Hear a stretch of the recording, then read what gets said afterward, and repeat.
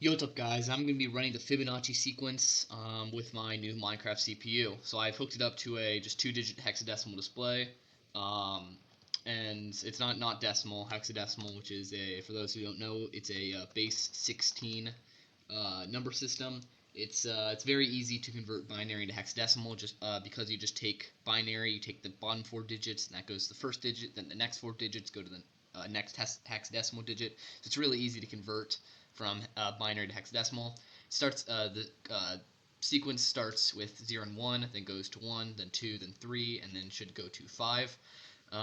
This video I'm just going to be showing you guys kind of the code behind it, so how I code it on my CPU, and then kind of what's going on in my CPU, yeah, as the Fibonacci sequence is running. So 8, and then should go to 13. Right now it's on 10 times speed, so it's still pretty slow, but that's D, and that's 13. This is still pretty slow, but it's much faster than my previous CPU. It averages around like 3 to 4 seconds, I'd say, maybe 5, depending on the instruction. So I'm just gonna pause it right here. So right here I have the code for the Fibonacci sequence, or most of the code. There's one more step that I'm missing here that I added in, and it's going to be jump. So I wrote it right here. Load instruction address register 4, which is jumps to step 4. And then for the display, I added another step, which is output to port 0, and I'll just show you what that looks like in a little bit. But let's talk about the bulk of this code. So this is the main bulk of the code. So the first 3 here are simply just, if I'll just cut it off here, are just setting everything up. They're just loading values into the CPU. What I'm going to do here is the instruction is broken up into, it's 16 bits, but it's broken up into 4 chunks of 4. So let me just divide these here. Divide, and then we can divide here. There we go. Alright, so if we look at this first instruction, this first block column of redstone blocks, you notice there's only one redstone block.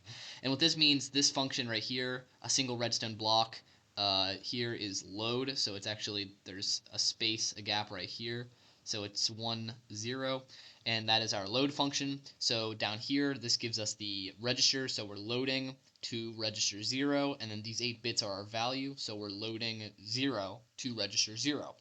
And then this second one is another load, but we notice it has a redstone block down here and a redstone block up here. So this means we are loading to register 1. We're loading 1 to register 1. And then this next one, again, another load function. We have 0 here, so we know we're loading 0 to whatever register, and then this is register 8 right here. So 1, 2, 3, 4, so it's the 4th bit, which is an 8, and that is our function register.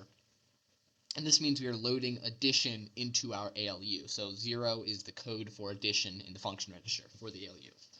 Now this next part, these next 4 are they're actually doing the calculation. They're moving the bytes around and actually doing the addition. First of all, we're moving register 0 to, so this is our move, just a 1 and our function is move, and so we're moving register 0 to our temporary register. That's what 7 represents. And so this is the temporary register, just holds on to one value in the ALU while you retrieve the second value. And so we established over here that our accumulator is set to addition mode. And then what we're going to do is we're moving register 1 to the accumulator, and what this does, this actually does the calculation. This moves the value from register 1 through the ALU into the accumulator, so this actually adds register 1 and register 0, which is already put into the temporary register, and then we shift everything over. So we move, again, these are all 4 moves, we move register 1 to register 0, and then we move the accumulator to register 1. So that's just kind of shifting everything over so we can get our addition ready for the next term that we're calculating. And then there are 2 other instructions that I added, which I'll show you now. Alright, and then we can see this last part of the code, which is over here, and we have, I'll just kind of come down here, so we have function 5, which is our output, and then we have 0 to port 0, and then this is the register we're outputting, which is register 1, which is the highest number of the Fibonacci sequence it's calculated so far. And then the next step is just a simple load. So 1, 0 is load. We're loading to register 9, which is the instruction address register, and then we are loading in the number 4. So that just jumps back to the 4th instruction step, which is right here, and that just kind of starts the sequence over again. So we have the reset here, which basically just resets the counter and puts us back to 0, where the CPU pauses. And then this is our start, which is really just the increment step line, and that just moves it to step 1, so just kicks off the CPU. So we have it at a tick rate of 20, so normal speed right now, and you can kind of watch it calculate in real time. Alright, and so let's start it off. So first we should have loading, loading 0 to 0, so we see that's unlocked. And then we should have loading 1 to 1, so that's unlocked, and we put a 1 in there. Then we should have move 0 to function, you see that one's unlocked there. Now we should have move 0 to the temporary registers, which are unlocked. And then we move the 1 through to the ALU, which that's our first number. Now after it's in the accumulator, it moves the first register to register 0, so now it's just shifting everything over, then unlocks the accumulator and moves it to register 1, and then we output our 1, and then we jump back to the beginning. So we see our instruction is, give it a sec, there we go, it's back to 4, so everything is reset, we're just kind of doing it over again.